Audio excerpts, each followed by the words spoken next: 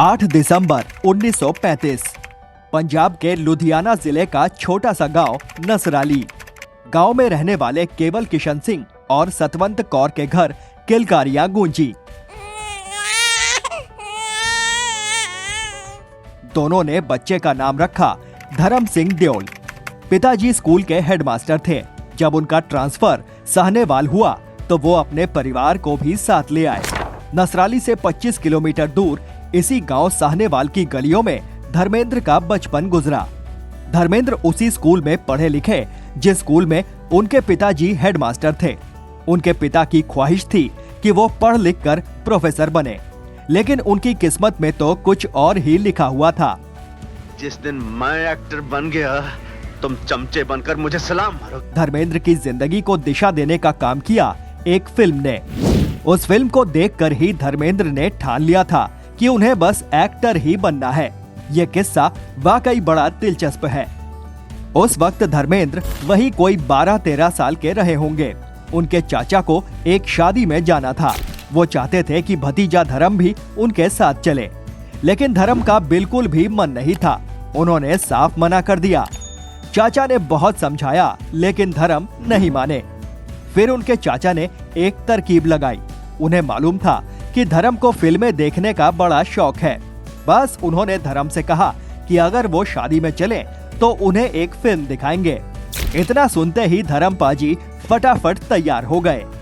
लुधियाना के Minerva theatre में film लगी थी शहीद। उस फिल्म को देखते ही धर्मेंद्र ने तय कर लिया था कि उन्हें फिल्मों में ही एक्टिंग करनी है। उस फिल्म ने उनके दिलो दिमाग पर इतना गहरा असर किया कि वो अक्सर अपने घर में इस फिल्म के सीन किया करते थे। उन्हें तो यहाँ तक लगने लगा था कि वो और शहीद का किरदार राम यानी दिलीप कुमार में भाई भाई का रिश्ता है। वो उस फिल्म के राम बनना चाहते थे, वो दिलीप कुमार बनना चाहते थे। ओ जी, मेरी माँ कहती थी मैं बहुत खूबसूरत हूँ, इसलिए हीरो का शौक है। हीरो ना सही, आप तेरा विलियन बन जाऊंगा। धर्मेंद्र के फिल्मों में आने की वजह दिलीप कुमार ही थे।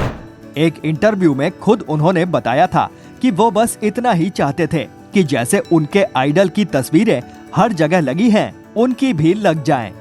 जो बात अब हम आपको बताने जा रहे हैं वो इतनी दिलचस्प और मजेदार है कि आपको यकीन ही नहीं होगा कि धर्मेंद्र ने कभी ऐसा भी किया होगा। दिलीप कुमार की autobiography the substance and the shadow में खुद धर्मेंद्र ने इस अजीबोगरीब वाकया का जिक्र किया है। ये कोई साल 1952 की बात है। हीरो बनने का सपना लेकर धर्मेंद्र बम्बई पहुंच गए। अगले ही दिन वो सीधे जा पहुंचे पाली हिल, जहां दिलीप कुमार का बंगला था। उन्हें बंगले के अंदर घुसने से किसी ने नहीं रोका, इसलिए वो बेधड़क अंदर जा धमके। सीढ़ियां चढ़कर ऊपर भी जा पहुंचे। अब उनके सामने एक कमरा था। हिम्मत जुटाकर दरवाजा भी खटखटा दिया। थोड़ी देर में दरवाजा खुला तो धर्मेंद्र हैरान रह गए। उनके सामने साक्षात दिलीप कुमार खड़े थे।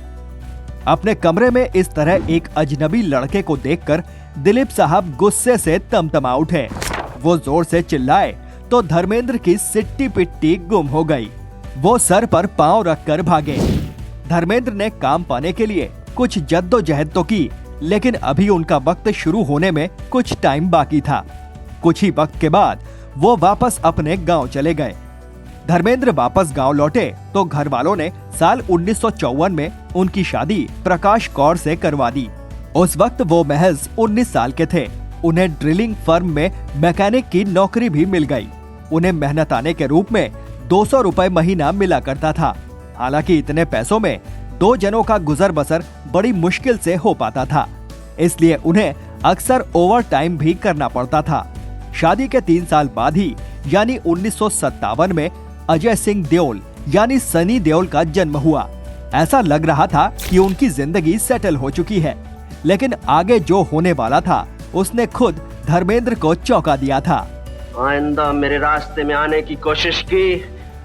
ये करीब 6 साल बाद की बात है। एक दिन धर्मेंद्र की नजर फिल्म फेयर में छपे एक विज्ञापन पर पड़ी।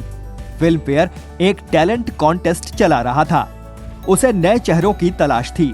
धर्मेंद्र ये विज्ञापन देखते ही एक फोटो स्टूडियो गए और अपनी कुछ अच्छी फोटो खिंचवा ली। फटाफट फॉर्म भरा और फोटो के साथ बम्बई भेज दिया। लेकिन जब कई दिनों तक इसका कोई जवाब नहीं आया तो वो उदास हो गए।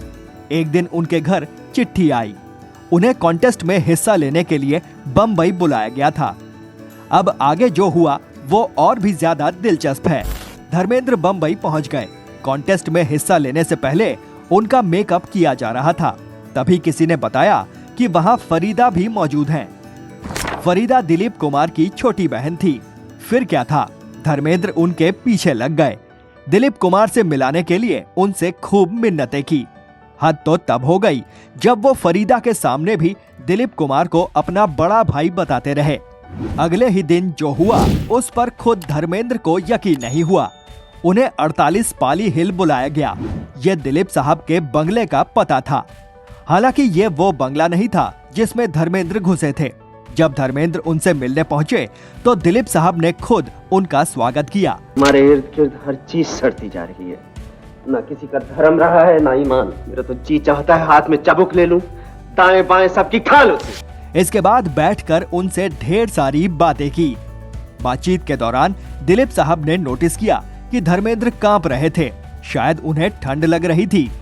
चलते समय उन्होंने अपनी एक स्वेटर धर्मेंद्र को दी और गले से लगाकर विदा किया।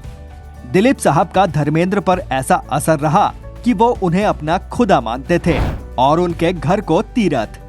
धर्मेंद्र जिस कॉन्टेस्ट में हिस्सा लेने आए थे उसे जज कर रहे थे बिमल रॉय और गुरुदत्त जैसे दिग्गज। धर्मेंद्र ये कॉन्टेस्ट जीत गए और उन्हें खुद बिमल रॉय ने बताया कि वो फिल्म बंदिनी करने जा रहे हैं। फिल्म तो उन्हें मिल गई, लेकिन अब आगे क्या करना है इसका कोई अंदाजा उन्हें नहीं था। उन्होंने काम पाने के लिए स्ट्रगल शुरू किया। उन दिनों वो वर्सोवा के एक गैराज में रहा करते थे। पैसों की तंगी इतनी कि कई बार तो खाना तक नसीब नहीं हो पाता था। वो पैदल ही वर्सोवा से जुहू होते हुए दादर के स्टूडियोज तक जाया करते थे। कोशिशें तो बहुत की, लेकिन उन्हें कोई काम नहीं मिला। आखिरकार उन्होंने हार मान ली। उन्होंने अपने दोस्त मनोज कुमार को खत लिखा कि मैं फ्रंटियर मेल से वापस अपने गांव जा रहा हूं। मनोज कुमार भागे भागे उनके पास पहुंचे तो धर्मेंद्र ने साफ साफ कहा कि यहाँ कुछ नहीं होगा। उन्हें दिल्ली में नौकरी भी मिल गई थी, लेकिन मनोज कुमार अड़ गए। उन्होंने 2 महीनों की मोहलत मांगी और ये भी कहा कि 2 महीनों तक उनका पूरा खर्चा वो खुद उठाएंगे। मैंने सब कुछ बर्दाश्त किया, पेट की भूख बर्दाश्त नहीं कर सका। धर्मेंद्र मान गए। कुछ दिन बाद एक फिल्म भी मिल गई, लेकिन बदकिस्मती ने यहाँ भी उनका पीछा नहीं छोड़ा। फिल्म की शूटिंग शुरू होते ही उन्हें पीलिया हो गया, वजन गिर गया, गाल पिचक गए। फिल्म में उन्हें अफसर का रोल करना था, लेकिन बीमारी के चलते प्रोड्यूसर ने उन्हें फिल्म से बाहर का रास्ता दिखा दिया। लेकिन वक्त इतना बेरहम भी नहीं था। फिल्म डायरेक्टर अर्जुन हिंगोरानी उस समय अपनी पहली हिंदी फिल्म बनाने जा रहे थे। धर्मेंद्र को पहली फिल्म देने का क्रेडिट अर्जुन हिंगोरानी को ही जाता है। फिल्म का नाम था दिल भी तेरा हम भी तेरे।